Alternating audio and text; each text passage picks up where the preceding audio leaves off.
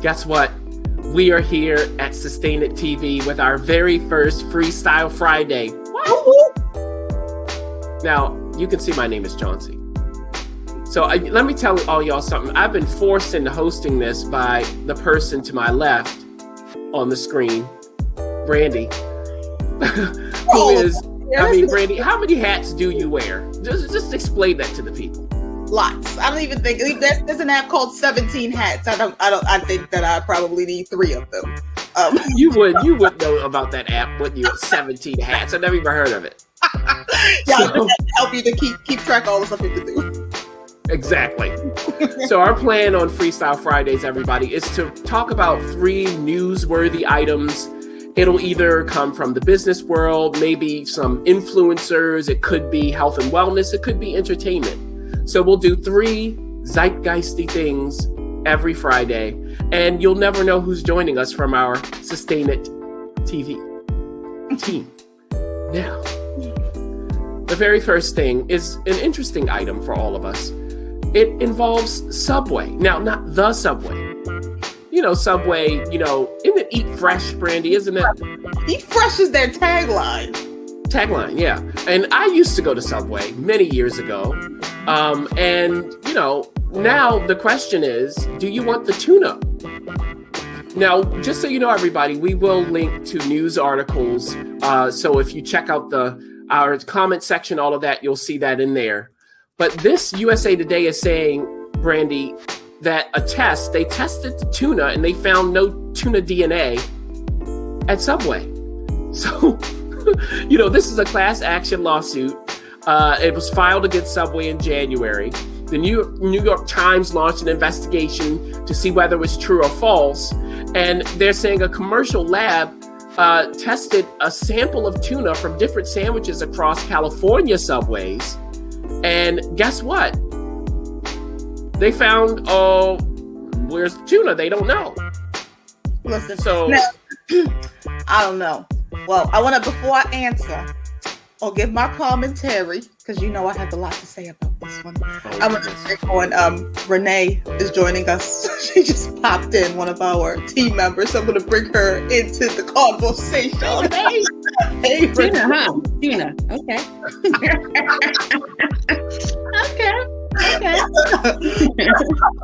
So, Subway got on my list when we found a long time ago. Yes, when they put some plastic in the bread. Okay, that was all the way concerning. Now they're not using no proof of tuna. And how are we eating fresh when we're not even eating food? How is that possible? Also, how far back does that class action lawsuit go? Because I used to eat the tuna sandwich. So can I get in on it? But they're saying that they can't even identify what it is. They're not saying like, oh, it's chicken. They're like, we don't know what this is. Right. That's crazy. Well, now there are questions when it comes to using DNA tests for this. So, it could still be tuna. You've got to say that. That's what Subway contends. They're like, now, wait a minute. Using this kind of DNA testing is unreliable for identifying processed tuna. That's what the New York Times report indicated. The report also supports and reflects the position that Subway has taken in relation to a meritless lawsuit filed in California and with respect to the DNA testing and so on. So again, this is in the USA Today article. So, but the question is it tuna or not? Like, did Subway come out and say, hey, this is actually tuna? They call it the tuna sandwich. Like when you go to the store and it doesn't say tuna-like substance for your sandwich. Right. It's tuna sandwich, right? And if you why not just say where you got it from if you were Subway? Oh, we get this tuna from... That's because it's not tuna. More than, Well, and the other question is, though, does it matter? So, let's talk about this as a business. For the Subway consumer, does it really matter? Do they care about this at all? I believe that the Subway consumer does, because if you think about it, Subway's tagline is "Eat Fresh." When people go to Subway, they think they are. Are people going to Subway to eat fresh, though? Yes, they are. Because you go, In their crazy mind, yes. They're saying, this is healthy. I'm going to Subway. I ate fresh today. It wasn't fried chicken. It was a fresh sandwich. They made it for me in my face. The ingredients were made as per my request. That people, they think so. So I do think it's Subway's responsibility to have some integrity in what they're serving people. Absolutely. Yeah. Well, I always think maybe Chipotle, if you go to that kind of route. Subway, I'll tell you this, at Subway, you better want some cheese because they're going to give it to you. It's like, wait a minute, did I not have that cheese? No, I don't want it. But we love you, Subway. Now, next topic, my friends. There's this whole thing going on with Google and Apple and Microsoft. Recently, Google opened up a store, and Yahoo Finance, we have a link to the article. One of the writer went to the store, compared it to the Apple store. There were some things that were similar. Also, Microsoft is, being a bugaboo for both of those companies, Apple and Google, because guess what? They announced that the next version of Windows 11, is going to have an app store that lets developers keep 100% of revenue from sales of their apps. Now, we know for Google and Apple, they charge for that. So, thoughts on what's going down between those three big old companies? I don't have a problem with Google and Apple charging a fee. But for me, I always get annoyed, even when I'm buying something, when you want a percentage. No, your fee should be your fee. Not, you making $100, I need 3% of that. No, charge me $30 regardless of how much I make. So I don't have a problem with fees. I have a problem with percentages. Like, no, I did all this work and you think that just because my item's on your platform, you get a percentage? No. If your fee's $3,000 and I want to come to your platform, that's on me. So, yeah, that's the only problem I had with fees. But other than that, I can care less about the stores. Brandy, what do you think about either the physical store, what's going on with their app stores? Yeah, I mean, I always think about how these platforms don't have any content without creatives and how they make it so hard for creatives to sometimes participate in these spaces because of these fees. And a lot of times I think the percentages, 100% agree with you, Renee, because that percentage thing is just a way for you to continue to take from me regardless, right? It's like, listen, we have this platform. Yes, there's a fee to do business. And people think that you can't get everything for free. It's not right. And maybe there should be an option where if you want to go in for the fee structure, the percentage fee structure, you can. Because you don't have no money or something up front. Yeah. And when you get to the point where you have that option to just go, what are you charging me to be here? Because that kind of ownership forever really sucks. I mean, I also want to talk about, I think it's cool that Google's kind of stepped into this space. I mean, it's smart. It don't think makes sense for Google to come into this space. And they go total left from what the other two big people, like the big players in the space, are doing. Microsoft. So Microsoft is the one that's 100%. Oh, so Microsoft. Yeah, Google opened up the physical store. Like got it. So other people. Google makes sense for the store, of course, because they don't have one. It makes sense for Microsoft to be the player who, listen, you guys come here and you keep all of your stuff, especially with Teams really making Microsoft relevant again. Because before COVID, Microsoft was kind of like, no one really, especially creatives, weren't really checking for Microsoft. But the invention of the onset of COVID and the invention of Teams really made Microsoft more relevant again. So it's smart for them to kind of bounce off of that newfound notoriety or attraction and then do something like this. So I think it's a smart business play for sure. And I'm interested to see how many developers, because most developers do not like working with Microsoft. I'm interested to see how many of them actually go and take advantage of this 100% own my app opportunity. Yeah. Now, the flip side of that is that developers want access to these devices, right? So that's the question about it. Like, if you're going to go through Apple or Google or Microsoft to their customers, don't you got to pay something? And then the thing is, if they are going, hey, it's this percentage, and you don't like it, then you have the option of not being on their platform. So that is the flip side of it. I don't know.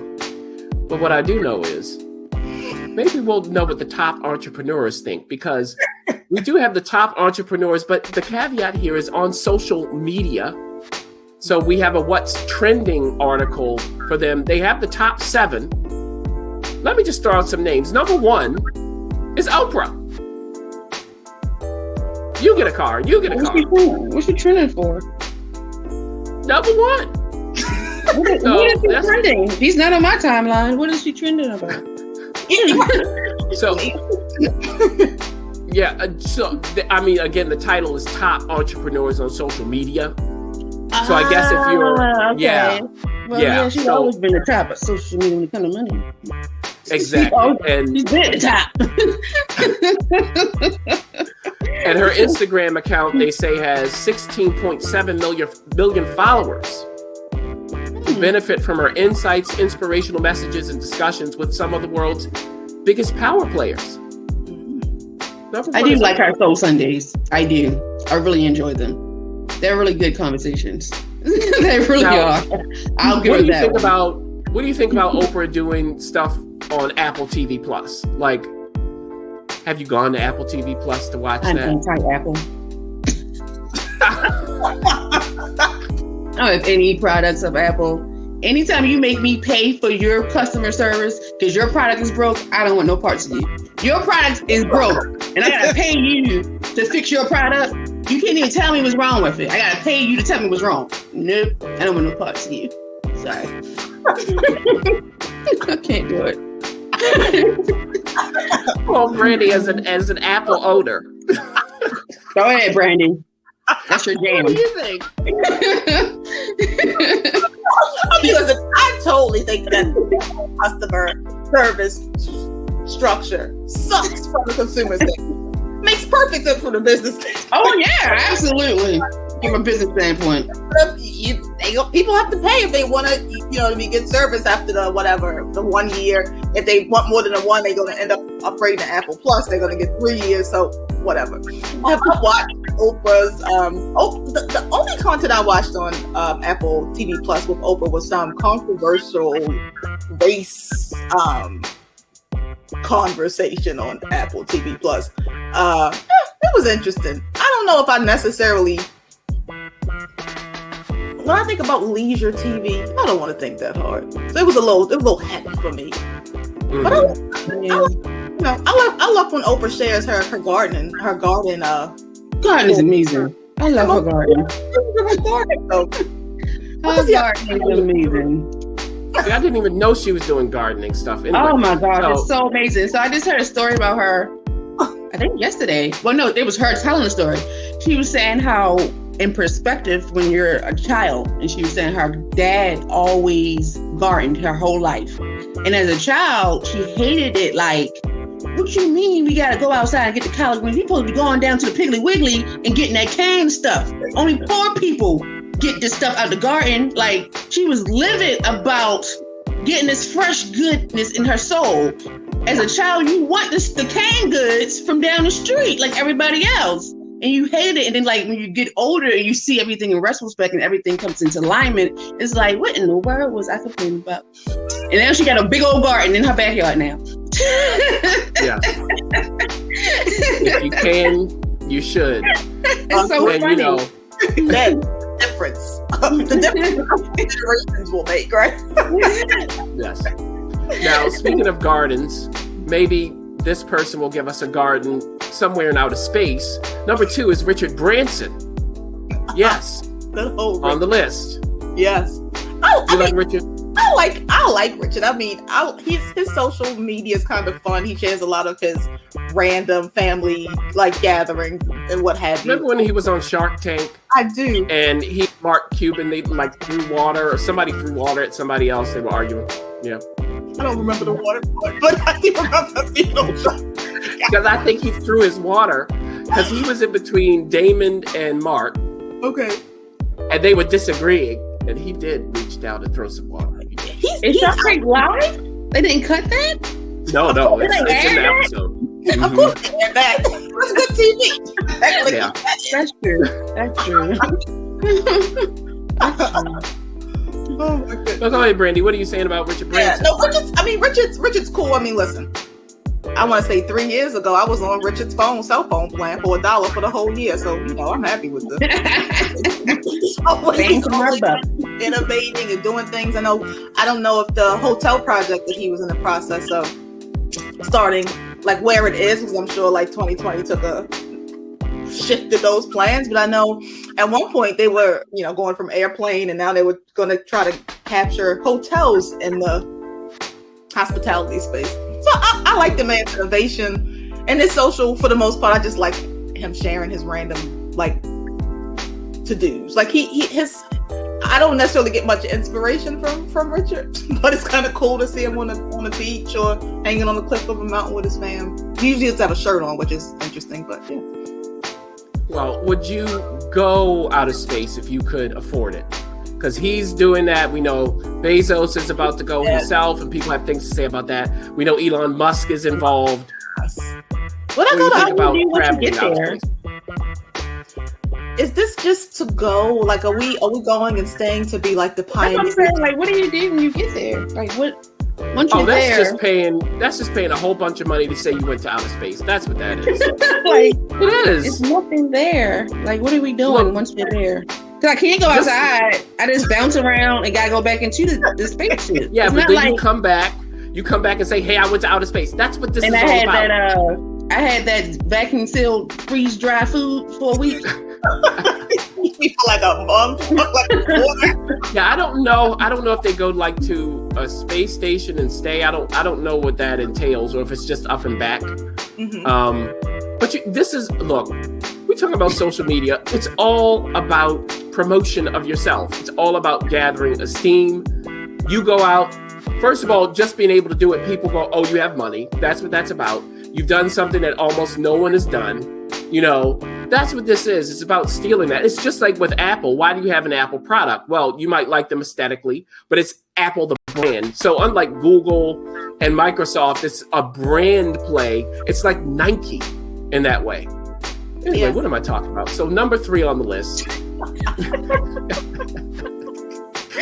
is Victoria Beckham. Oh. Okay. Yes. What did she do? Number 3 on the list here. Her Instagram account has 29 million followers. Because, this is fashion and probably about her kids and, She got kittens? Her kids. Oh, her kids. Oh, kids. I thought you said kittens. I was like, I mean, cat videos are number 1 really on YouTube. So, I mean, I get the kittens. I haven't really heard anything about her since the Spice Girls, so I'm out of touch. Oh, she's really taken off since then a lot,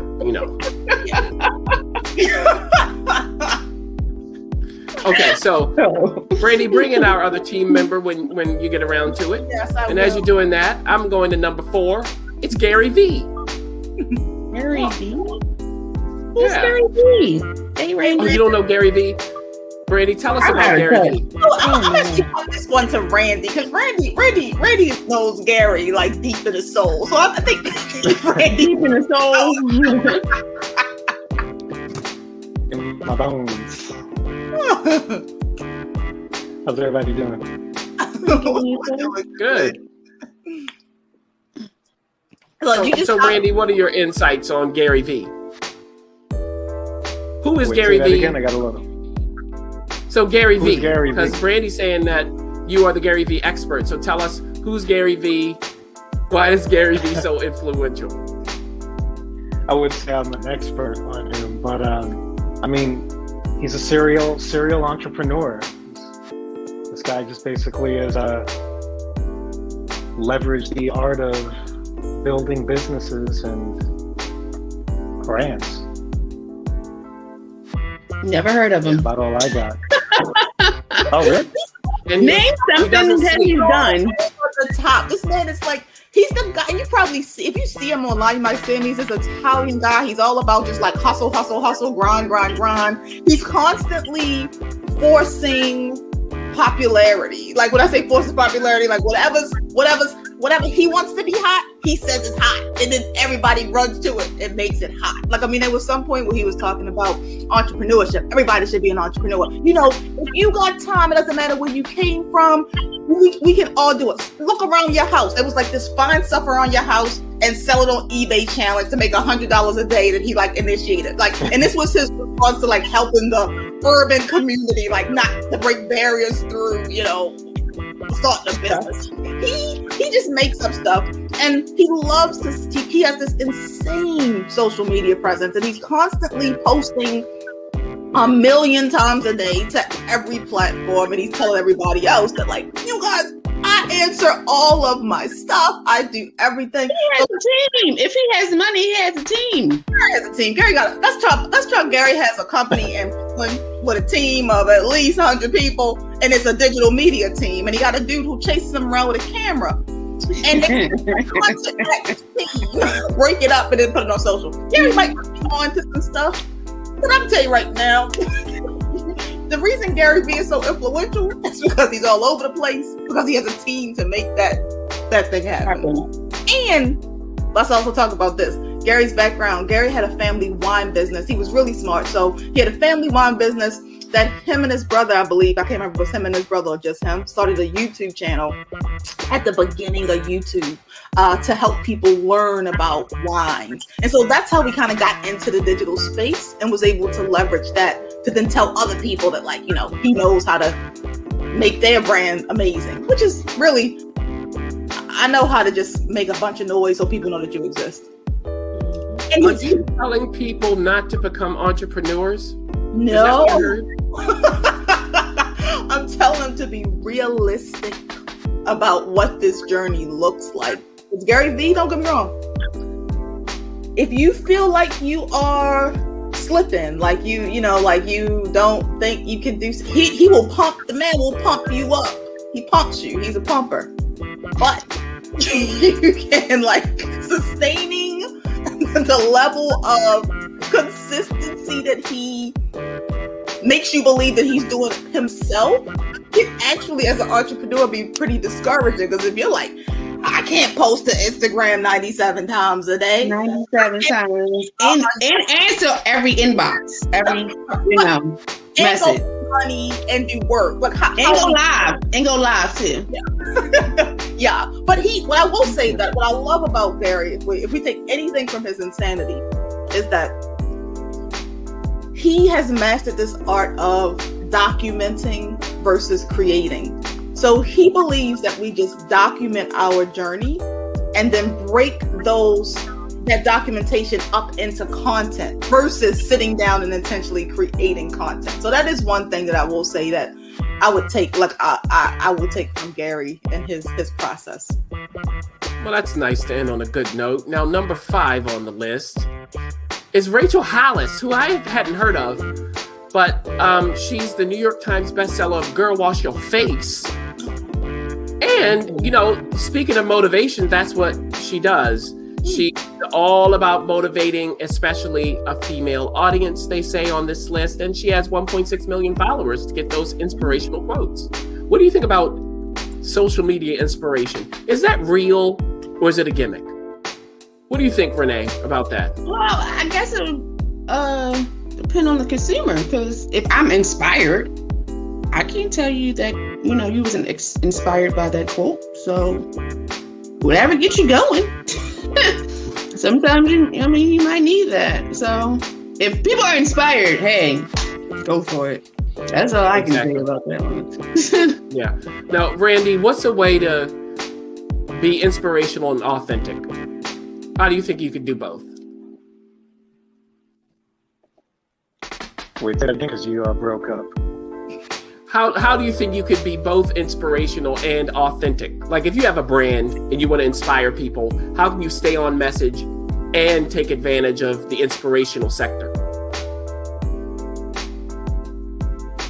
That's a good question. I mean, in all honesty, I mean, it really just comes down to just being transparent. You know, being transparent about you, being transparent about your message, your mission, your vision. And all of those things really have to align. You know, because then when you bring it out to the social world, this is where we really begin to see, you know,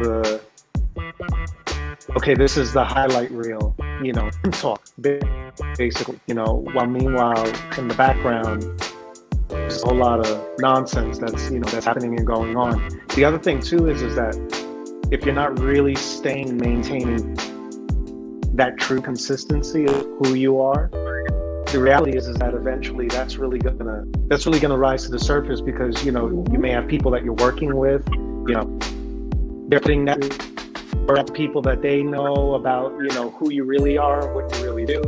I mean, I just think it always comes down to just being authentically you, carrying out authentic message. You know, I always say that the philosophies and beliefs that you live by, those should be able to live in all of the pillars that make up your life.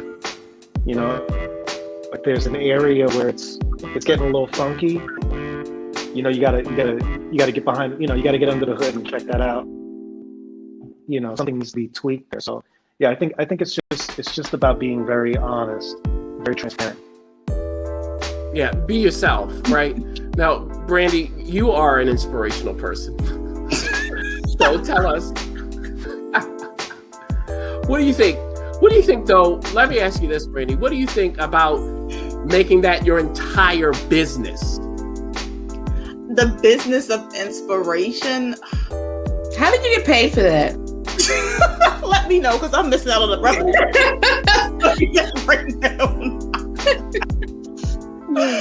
I mean, the thing about it is that people are always looking to be uplifted, motivated, inspired. So if you think about it as your platform being the vehicle where those things happen, maybe that's how you make it a business. So as long as you're bringing value. So I will say that as a creator, you sometimes toy with the idea of like making money off of the things that you create. Like, does it feel icky to make money off of, I don't know, inspiring people? But if you're offering value, like Renee said, like if someone is inspired and they get value from something that you created, it's okay. I think it's okay to monetize it. If you're not being true to yourself, like Brandy says, you're out here just like making up some personality that's not in alignment just to make money off of people, that's a little whack. If it's really you have a message, you show up, you can make money off of it, I say go for it. Listen, Ice Fish is out here winning. He's inspired me. Now, number 6. So we're coming to the final 2. Number 6 is Arianna Huffington. Okay. Now, Arianna Huffington. Who are these people? Oh, well, Arianna Huffington has changed, you know, what she's about across the decades. I remember when she was on Politically Incorrect with Bill Maher when he was on regular TV. Mm-hmm. And, you know, she was more of a conservative kind of commentator. And then we had the Huff Post, which is completely different from that. Then she's moved forward into sleep health and all other kinds of things. Brandy, start us off with the Arianna discussion. What do you think?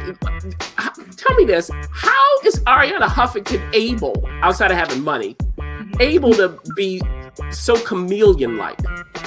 I think it's because of the sharing your story. A lot of her work is she talks about how her experiences in life continue to evolve her. And because you continue to experience things, you continue to evolve. So she started out, like you say, on this alleged conservative. And maybe this is where she was.